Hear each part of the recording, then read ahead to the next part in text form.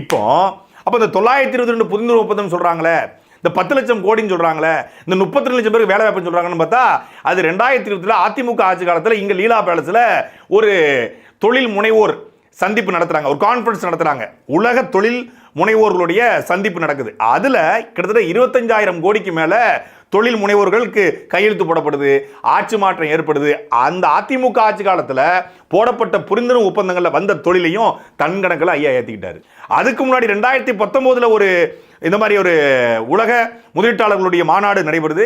திருப்பி 2015-16 காலகட்டத்தில் அம்மையார் ஜெயலலிதா உயிரோடு இருக்கும்போது ஒரு முதலீட்டாளர் மாநாடு நடைபெறுது. இது எல்லாத்தையும், அதாவது கடந்த 10 ஆண்டு காலத்தில் நடந்த மொத்த தொழில் முனைவோர்களுடைய மாநாட்டில் நடந்த இன்வெஸ்ட்மெண்ட்டையும் தன்னுடைய கணக்கில் ஏற்றிக்கிட்டு தான் 922 புரிந்துணர்வு ஒப்பந்தங்கள், அதாவது இவங்க சந்திக்கிறாங்க, அதிமுக ஆட்சி காலத்தில் பேசப்படுது, அப்புறம் வெளிநாடு போகும்போது அந்த கையெழுத்து வாங்குது, இப்போ இங்கே அவங்க கையெழுத்து போடுறாங்க. இதை எல்லாத்தையும் சேர்த்து தன் கணக்கில் ஏற்றிக்கிட்டு மொத்தமாக 10 லட்சம் கோடி 32 லட்சம் பேருக்கு வேலை வாய்ப்புங்கிறாரு.